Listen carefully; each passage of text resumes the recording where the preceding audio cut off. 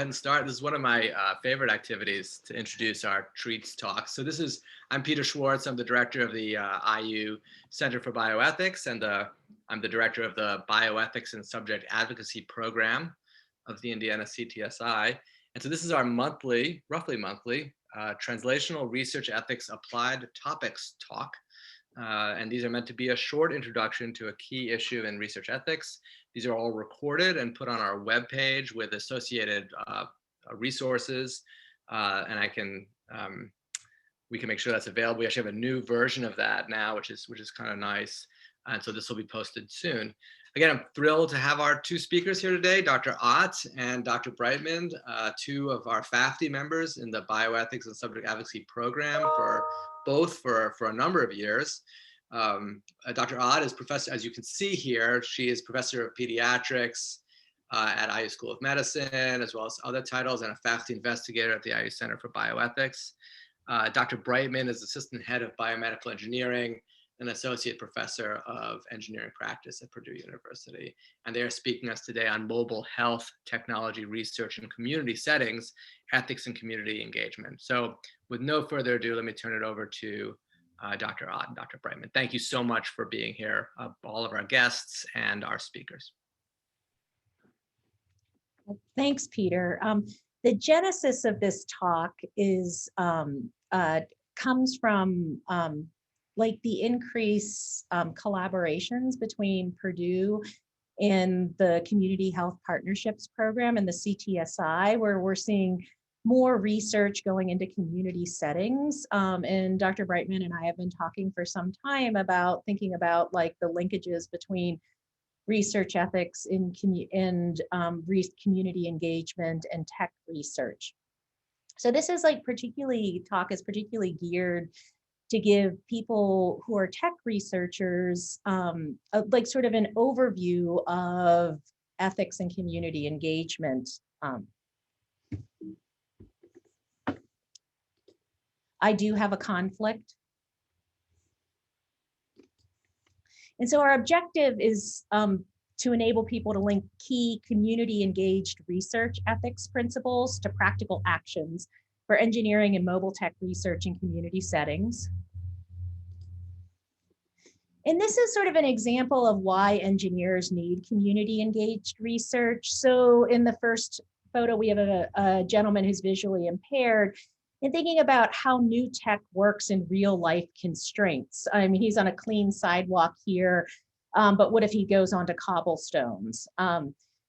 The other questions include how tech is actually used in real life settings. So what you have is an infant monitor for apnea that ended up being used a lot by the worried well with high income families who had healthy babies who really didn't need an apnea monitor.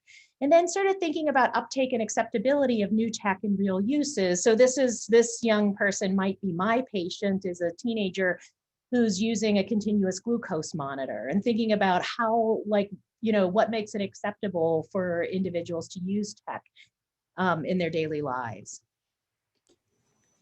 So we also have a large amount of tech research going on in Indiana communities. And I have 3 projects up here, and I'm going to refer back to them across the top. But I think they really nicely illustrate community ethical and community engagement principles in tech research.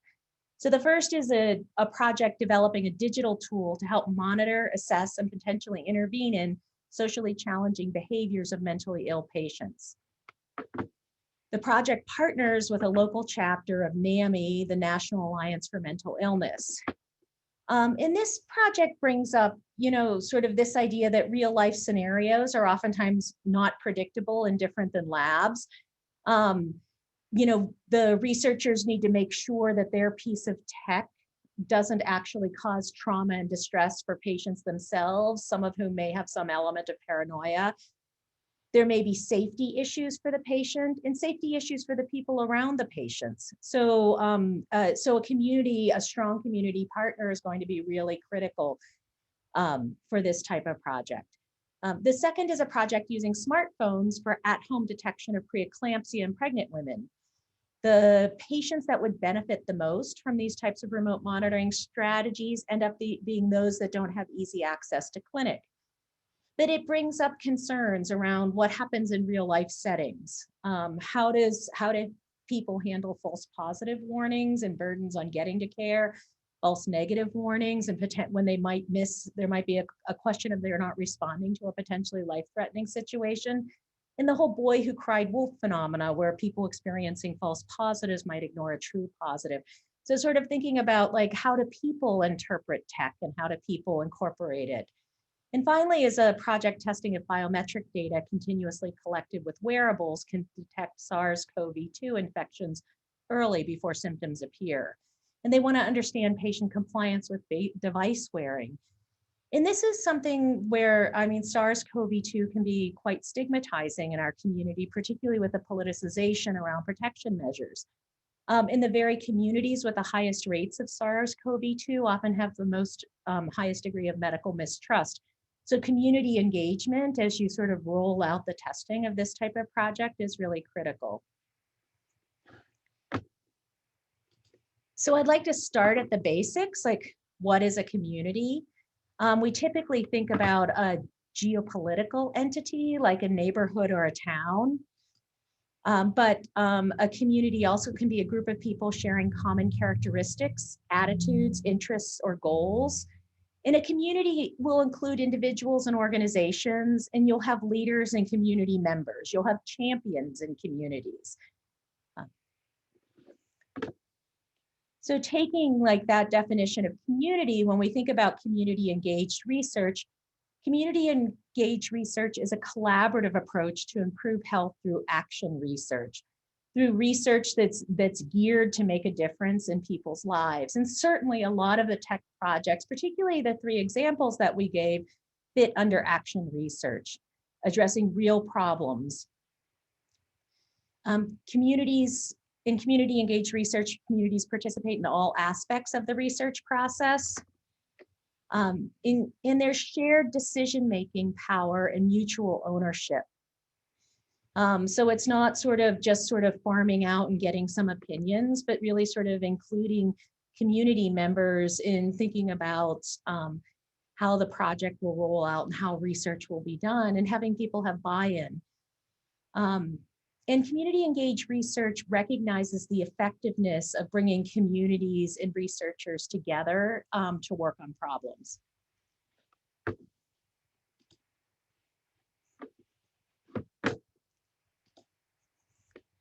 So what I'm going to do for this talk in terms of structure is I'm going to link some of these core principles of community engaged research to practical actions that a tech researcher can take as they're planning projects. So, you know, when people think about bioethics, we typically think about like autonomy, justice, beneficence. But in community engaged research, I think it's like I'd like to use more applied principles that differ a little bit than traditional medical ethics principles. I mean, the first is dignity in the right of the person to be valued and respected for their own sake. Equal partnerships, which means mutual respect and equality, coming together to develop shared goals, defining roles, and having both partners be members of the research team. Empowerment, which would be enabling autonomy and self-determination for people in communities, giving them or allowing them to act on their own authority and represent their own interests, and self-determination. Veracity is the right to know and understand, to be presented with all of the relevant facts so that a community can determine for itself the good and the harm. And then sustainability is this idea that the community is going to derive ongoing benefit from participating in a study. So I'm going to go through by sort of principle.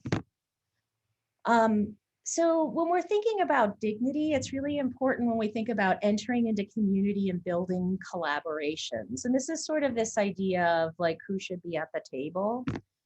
The first thing we want to do is define the community. Is it, you know, the remote glucose sensor or the preeclampsia monitor? Then like our community may be a community of pregnant women. It may be a geographic community where people are where we're looking at pregnant women within the geographic community, but defining that community is important. Who's the gatekeeper? So are there people, if you're going to enter a community and start doing work with them, who do you need to talk to? Who are the relevant organizations? Who are community leaders? Who gets a seat at the research table? In this like seat, there may be more than one person. It may be someone who rotates. Is there a relevant community advisory board that you can tap into? Can you create a community advisory board for your project? With Zoom technology and almost everyone having smartphone access, it's something that's more doable.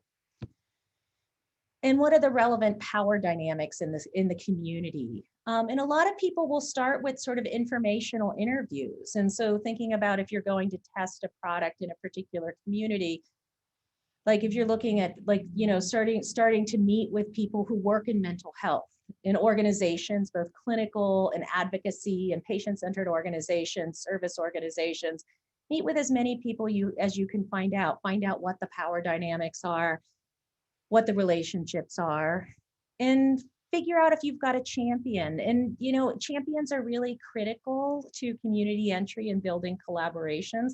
Sometimes you can develop champions from within a community, and sometimes champions exist and sort of invite researchers in.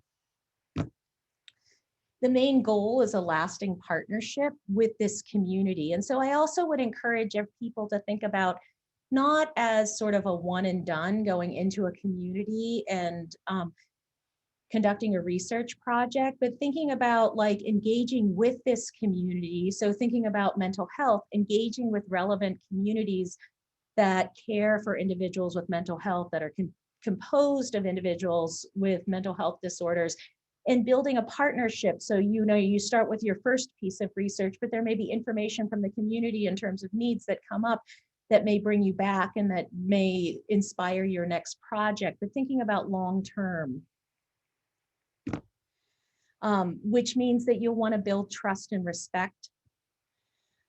There's this idea of mutual aid at the front end of a lot of projects. There's a lot of you scratch my back, I'll scratch yours, and sometimes doing work for free. I think if you talk to a lot of community engaged researchers, they spend a fair number of Saturday afternoons sort of helping to do work that would advance the community that is like sort of generally related to their project, but not specifically related to it.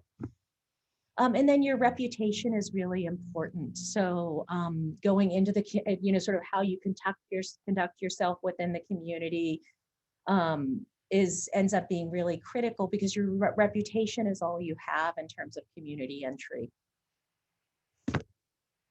So community consultation and consent are really critical in terms of making communities feel like they're a part of the project.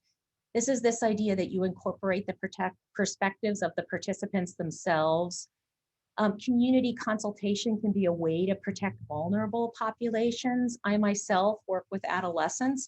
So oftentimes when we're thinking about working with vulnerable adolescents, I might also work with community organizations that work with adolescents and that serve adolescents, and consult with them prior to bringing a project into a community setting to add an extra level of protection for young people, for me. You can see that this, working with communities also would add protections for a project working with women who are pregnant, a project working with individuals with mental illness. Bidirectionality is really important. So we need to be as good listeners as we are speakers, and sort of understanding community perspectives and prior experiences. Community consultation and consent. Also, like if you can get by consulting with communities and having their buy-in, you also have shared moral authority. So like both you and the community are responsible for the project. Both of you are invested in the project. If there are snags in the project, the community will feel some ownership around it and can help around that. So this idea of shared moral authority is really critical in terms of moving into communities and bringing research into communities. And it's like fancy words, but a lot of it is just making sure you've got like champions, you've got people in the community that you're talking to that community members know that you're coming in, know the type of work that you're interested in doing, and have an opportunity to provide their input. So the photo is something that went around on social media. So there was a tech company that was designing a sensor for soap in bathrooms, and they didn't test it on individuals with darker colored skin. And it turns out the sensor, like, they absorbed too much, the skin color absorbed too much light. So like they couldn't activate the sensor.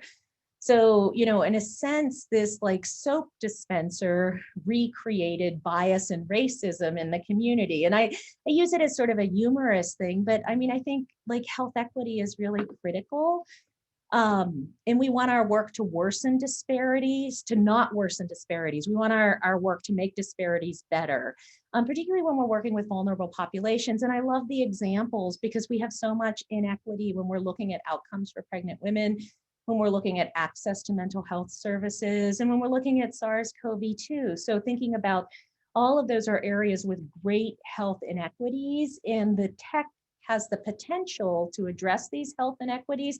But we also have to be like very conscious about like, who are we testing it in? Who are we speaking to? How is it being used? And sort of making sure that we're not exacerbating racism or recreating it.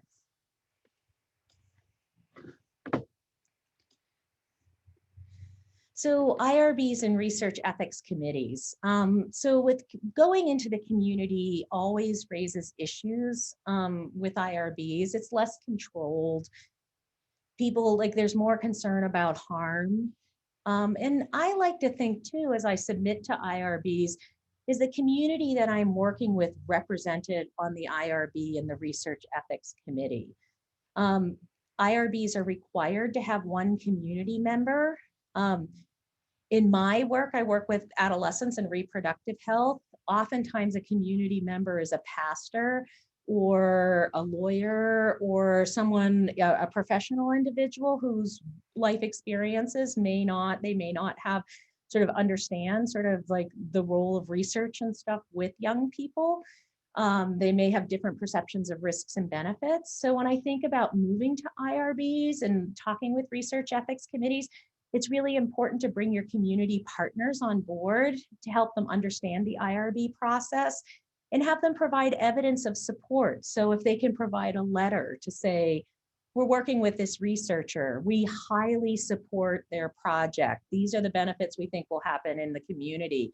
That type of information provided to the IRB can be really helpful because it really provides the lived experience and perspectives. And the other thing I will say on the IRB end, that if you're struggling with the IRB and your community project, this is my little plug, like BSAP has a research ethics consult service. So you are welcome to use our consult service. And so like thinking about what CTSI resources you can use.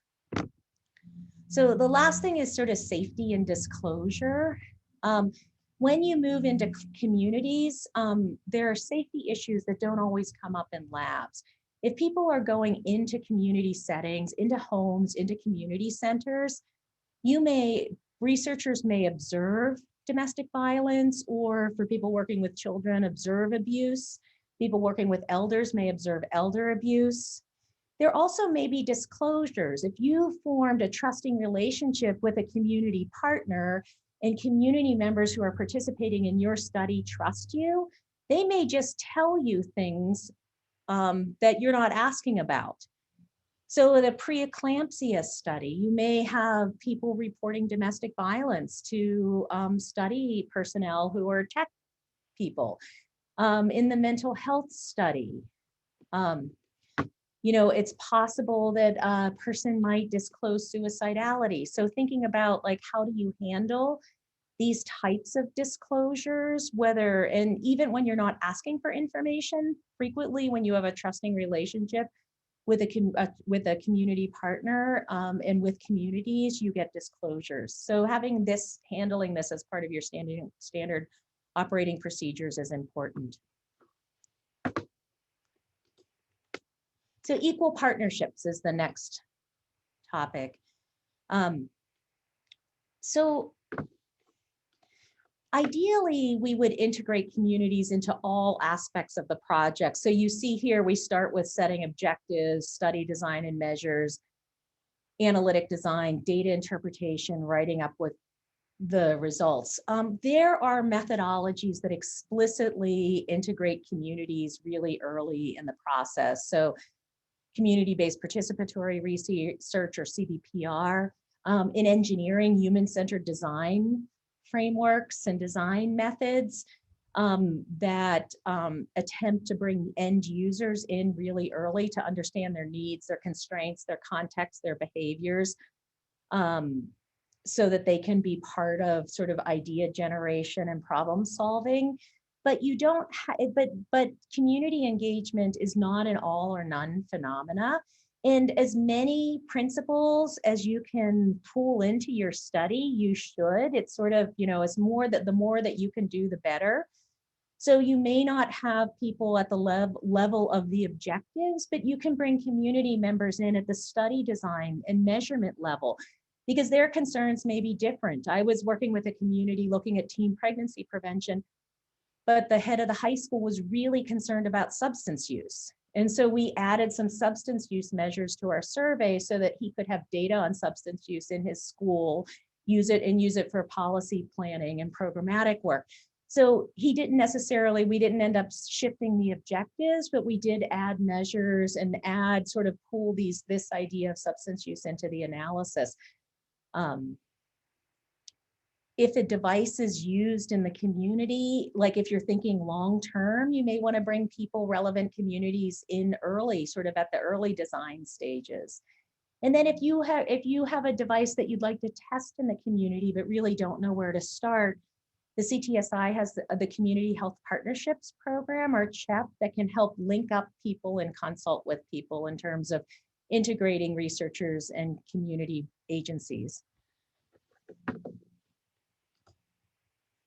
So components of equal partnership. The first is attention to power relationships. So, being a PhD at Purdue is going to put you really on a really different level than someone who may have an associate's degree and working in a community mental health agency. So thinking through these power differentials and power relationships, and taking actions to sort of equalize them and make them more equivalent is really important. So thinking about sharing resources and compensation, like specifically building in for community partners costs. Can you pay community advisory boards? Can you pay someone who's in the community partnership? Can you hire from within the community? Having the community having a role in defining what works or what's success, because sometimes their views of success are different than our views of success. And then thinking through joint ownership of the data. And I'm going to say a little more about that, because data ownership is something that can get sticky at the end of the project if you haven't thought about it at the front end. So I really recommend people make agreements at the beginning of the project, and you can always update these agreements as you go along. But thinking what does ownership look like? Where's the data physically located? Who has access to raw data? What analysis will be done by who? Who reviews and determines analysis? How are analyses and results interpreted? And then how are they disseminated? What are the dissemination products? And I think, this can be, it just needs to be made clear at the front end. And as someone who does a fair amount of research in the community, I can't speak highly enough to sort of thinking through each of these separate pieces. So in my work, data are physically located here at IU, but I have set it up so the research person has access to some of the raw data so that he can create reports. Thinking about when we set up analyses, we have a discussion, not about whether we'll do a multi-level logistic regression, but what are their key things that they're concerned about? Are they concerned about the overlap of substance use and and reproductive health. So thinking about like, so they help determine the analysis in a broader way. And then we end up with multiple dissemination products. And I'll talk about that a little bit more later. Empowerment is something people speak a lot about, but it's not often defined. And I want to talk about a couple pieces of empowerment. The first is thinking about communities and figuring out what they determine risks and benefits to be. They might see different risks and different benefits in a project than an investigator will. And we can even see this in physical products. I mean, as someone who works with teens, there was a study looking at asthma treatments, and they asked investigators, kids, and parents what the risks and benefits were of this research project, and all three of them gave different answers. So there can be individual level risks, and that's what the IRB focuses on, are their health risks, which are usually sort of fairly easy to lay out, but issues around stigma or perpetuating social exclusion. So thinking about if you're doing research in a community, like looking at like mental health research, or in our mental health example, can we think about, are there individual risks that this person would have in addition to any health risks? And then there are community level risks, which oftentimes don't come out at the level of the IRB application, but are really important to communities. In thinking about stigma to the community, again, sort of perpetuating social exclusion within the broader community, but also communities being concerned about the research undermining their organizational authority and the validity of their organization.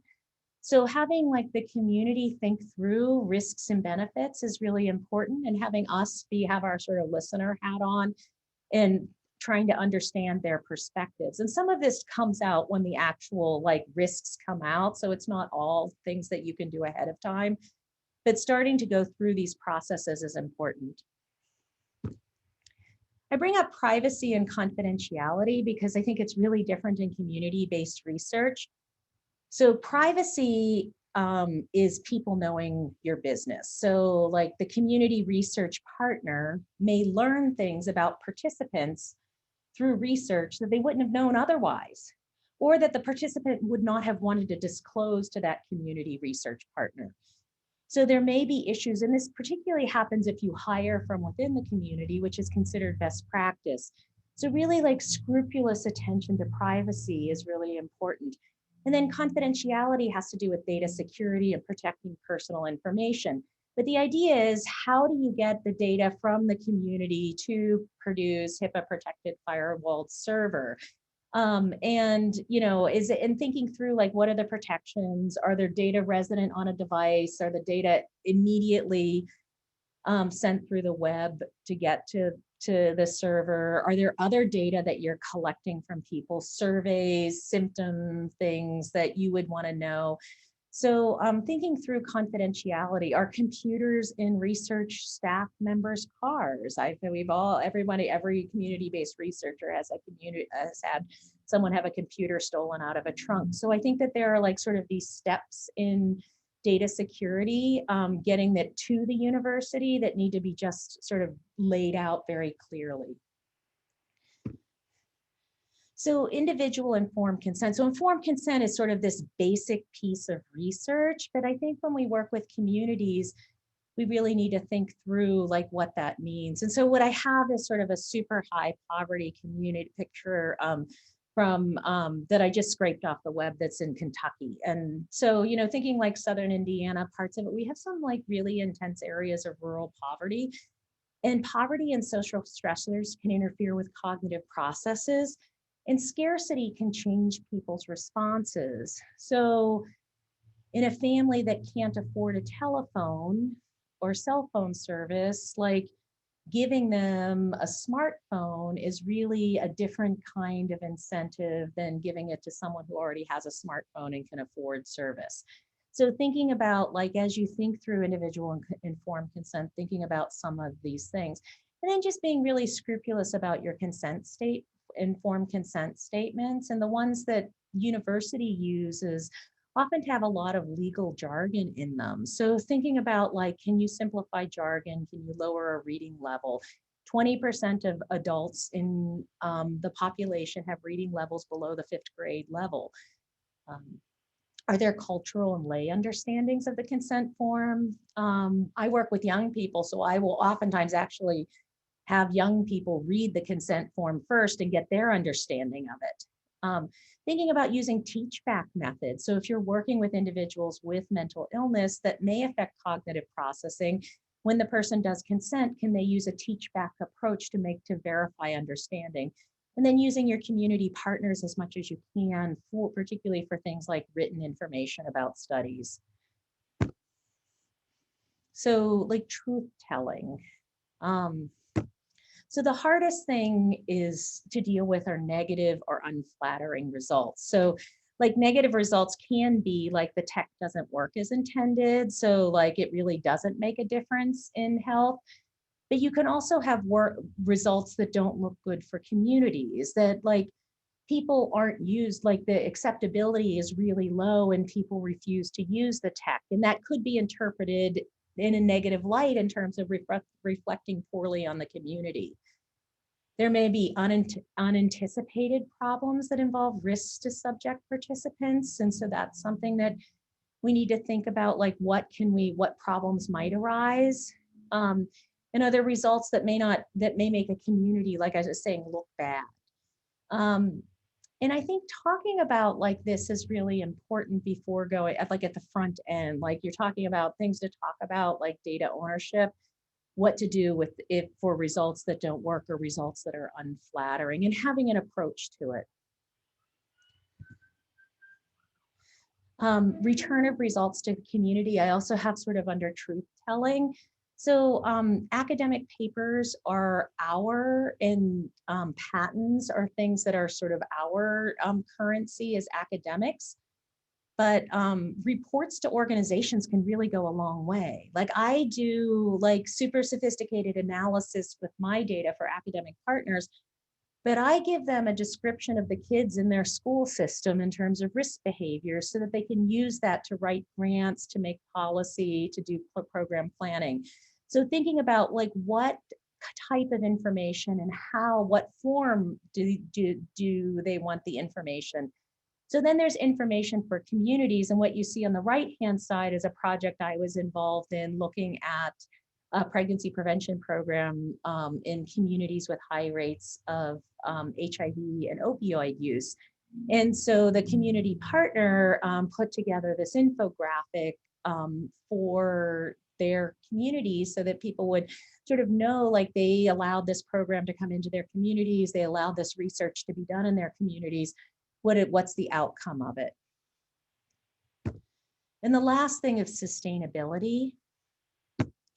I feel very strongly that we really need to do intentional capacity building when we work with community partners, like thinking what's their capacity to do research and evaluation. There are some partners that have really high levels of capacity. There are other partners that don't have much capacity. But having them learn some research and evaluation skills is really critical for them doing QI and QA in their organization for future grant reports. So I think thinking through, like, are there ways that you can help this organization increase their capacity, and thinking about it right from the beginning, bringing them in at the level where you're setting up sort of measures and setting up designing the actual study in the community is really helpful in terms of intentional capacity building. Having someone designated in their organization who's really interested in the research piece of it and can increase their capacity. The other piece is hiring from within the community. So this is a way to leave something. Like even if the tech results aren't positive and the tech doesn't improve health, if you've hired from within the community, you've given a meaningful job opportunity and a work experience to someone within that community. And you extend the capacity of community members to hold jobs. So thinking about, particularly because a lot of our work is focused on minoritized and low-income communities, and thinking about like how can we give to, it's one of the ways the research can give to the community. And finally, post-study access, and this is something that is like hotly debated in the clinical trial world, but will the community members who you're testing this on be able to access successful devices or technology when the trial is complete. So thinking through, like, how would these people who helped you develop and test the technology be able to use it and access it? And then thinking about, like, what skills and knowledge within the community can you leave that allow them to utilize other devices and technology post-trial? And that's sort of what I got. I'm open for questions, and I will also sort of lean on Dr. Brightman to help answer them. So I'm going to stop sharing. Thank you so much, Mary. I wanted to as we open this up to questions, I wanted to highlight a few things that you pointed out that I think are really important. First of all, Mary's expertise is outstanding and a great resource for us in Indiana, particularly as for me on the Purdue campus, biomedical engineering, as we're recognizing that a lot of health technologies are moving out of implementation just in tertiary care hospital settings, but into community settings, into rural community settings, into home use. And engineers we have the tech developers, we don't have a lot of experience in those settings. So having partners and resources, many of which that Mary's mentioned, and Mary herself as an expert, is really important. So the conversation that we've been having over the last couple of years about this has been illuminating to me as a learner, and I felt this was an important conversation to expand across the campuses.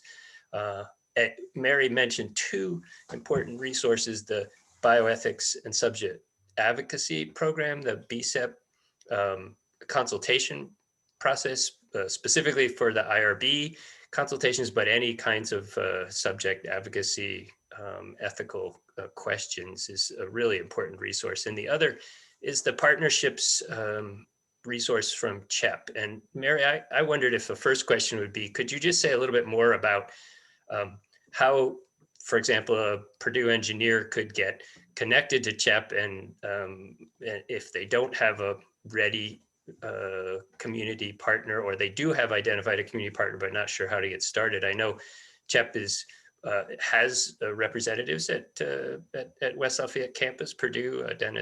Dr. Saviano is one of the CHEP members. So, but are there other ways, or better ways, best ways, I should say, that engineers, tech developers, or others could get connected to CHEP? Yeah, I was looking to see if there's anyone from CHEP on this call, because that would be like, I could let them speak for themselves. But essentially, CHEP has a couple programs that are specifically designed to sort of increase university community collaborations. That's a big piece of the CTSA grants sort of nationwide. We have, like, so there, you can consult CHEP. And if you look on the CTSI website under CHEP, you can contact CHEP staff and they will help link you up. And you can go through, like, although CHEP is physically located in Indianapolis, they've got representatives on all campuses. And they can also, like, have people do cross things. They have community members from all four corners of the state. So that if you're interested in technology that may make more sense in a resource poor area, like the preeclampsia study, thinking about, like, they can potentially link you up there. They also have small grants available, planning grants. And so these little small grants give you, like, time and space and money, and particularly give the community partners some time and space and money to, like, start forming a collaboration. And then they have, like, mid-sized grants as well for community engaged research, which can be tech research in the community. So they're Firestarter grants. That's not Firestarter, Trailblazer. Trailblazer, yeah, that was the one that wasn't actually the name that wasn't approved. Sorry. So the Trailblazer grants, and there are several actually on the Purdue campus where people have successfully linked up and are doing some really innovative community engaged research. So I think, CHEP through their small grant and planning grant, Trailblazer planning grants, their Trailblazer grants, and then just calling them up and getting a consultation. Thank you. That's excellent resource information. I'm going to open to any others on the call who have questions about this integration of health technologies, mobile technology research in the community setting.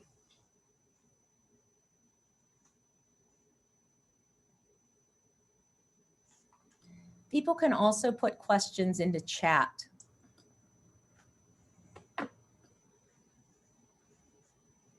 Can I actually ask you, as Peter here, and excellent talk. I really love this collaboration between Mary and Andrew to really bring us the perspective of really focus on community engagement and the setting of devices. So Andrew, can I direct this question to you? Can you speak more about the challenges you see at Purdue for doing the kind of community work that Mary is describing?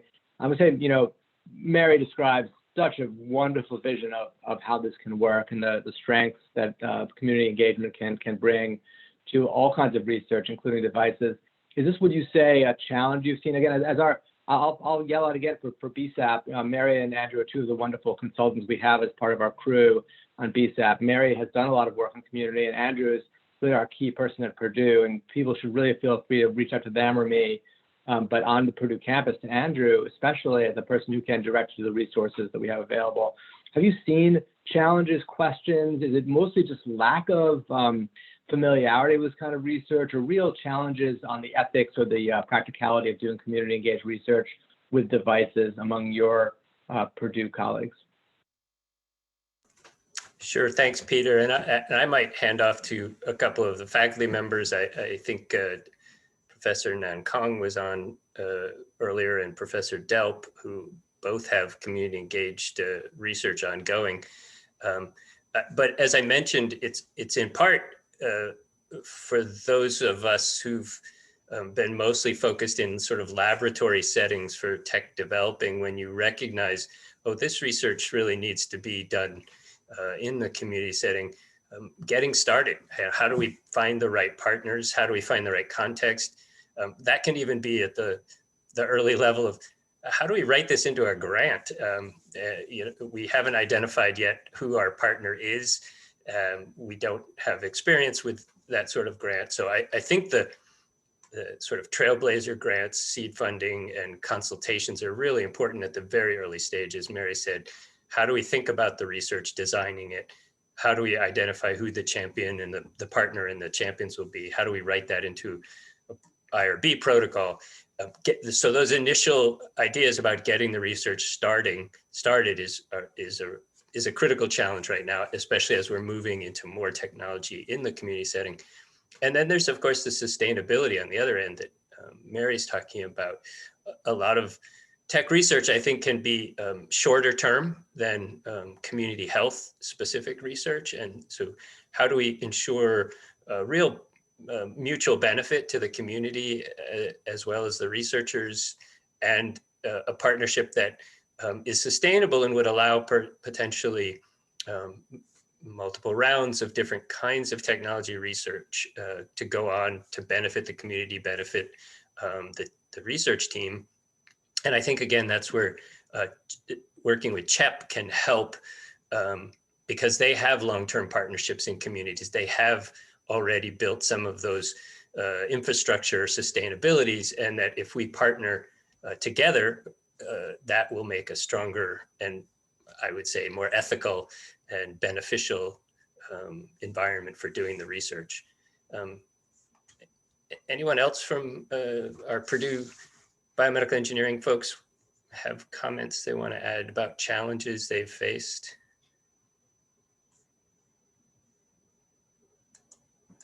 Putting people on the spot, sorry. Graduate students as well. I see a couple of graduate students are on there if you want to jump in.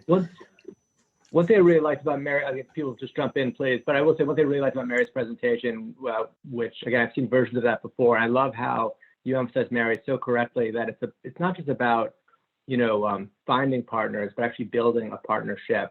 And that can be daunting. I'm not sure. I just wanted to say this and let both Mary and Andrew possibly respond, that I think we describe Mary as a vision, but also I would just name check a fear from researchers that I see when we talk about community-based research, where you said co-ownership and true, decision-making power. right? That's of course a tripping point for some researchers that say, oh my God, that can't work. Now, I do a certain amount of community-based research too, and I must say I've had very positive experiences with that, like you were describing, Mary. But it is challenging. It may be challenging in the Purdue world too, when you're a technologist and building a technology.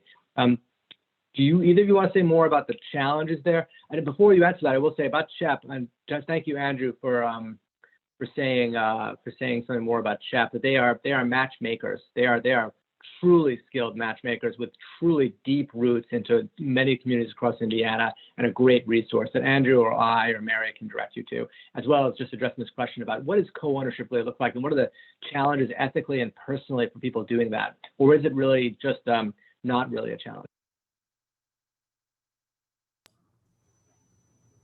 So Peter, like the first part of your comments talked about barriers to entry, and I really want to emphasize this is not all or nothing.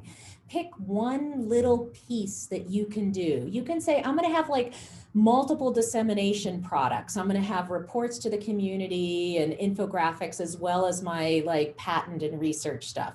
Or I'm going to try and hire from within the community, particularly if you're looking at like communities with individuals with mental illness. Like that would be a really powerful thing. So like pick like one or two things to just, I'm going to use their community advisory board and just give regular updates. So thinking about like, so as you do it, it's not all or nothing. Just like every little bit you do goes to making your work more community engaged. And I don't want to interrupt you. You're on a roll there, Mary. That was good. I would add emphasis to two things Mary had said as well about those fears. Start perhaps with some informational interviewing. Have a conversation with potential community partners. You don't have to set in with a full structure in mind or in place. Do a focus group. Ask some people for advice. Early stage.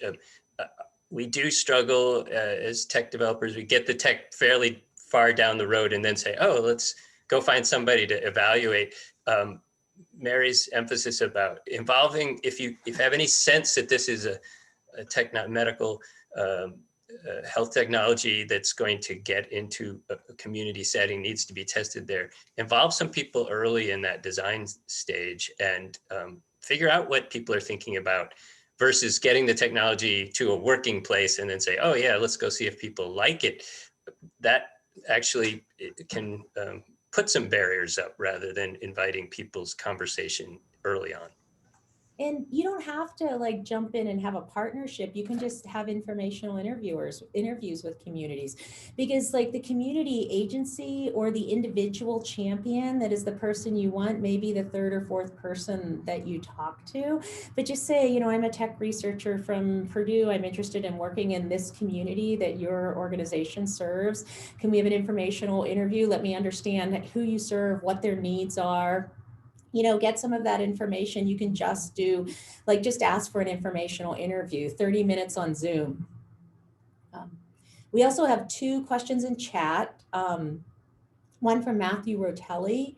What is your advice for being inclusive in research if the technology, if the technology itself could be considered an undue influence?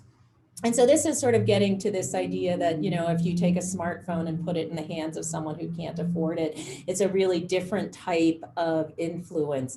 I think so. First thing is just general awareness of like the value of it, and that you can get by working with people, because being aware of it is sort of the first place to start.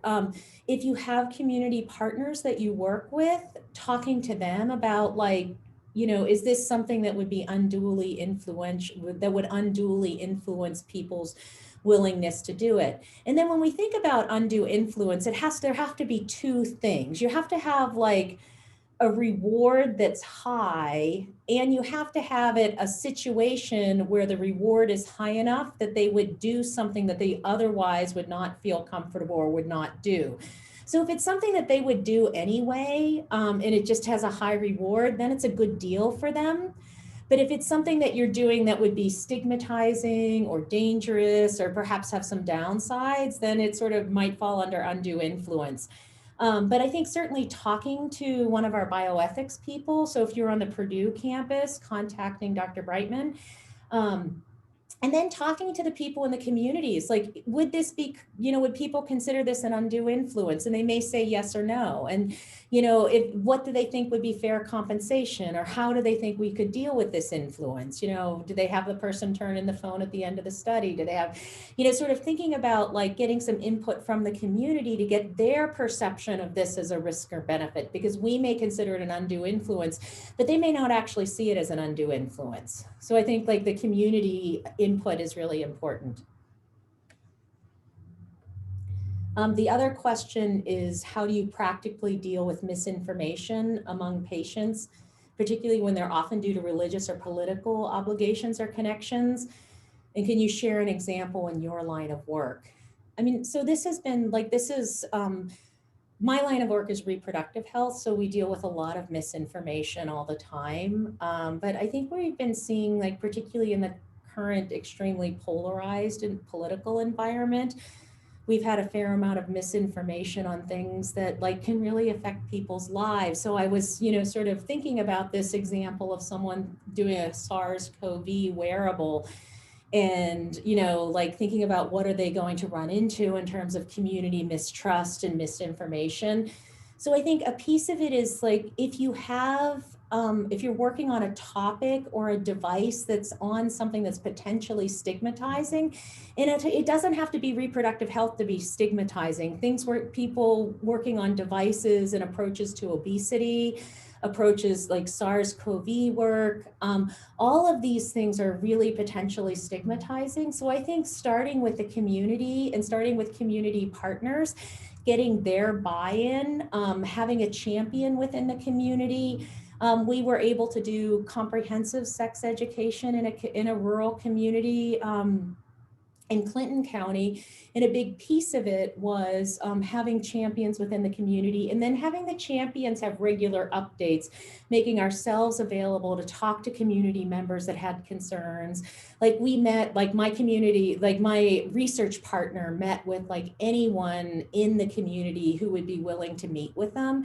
So I think this is something, if you anticipate that the work that you're doing addresses something that's potentially stigmatizing, then I think this idea of going out and doing informational interviews, getting people's perspectives, providing information is becomes even more critical. So it's that front end work.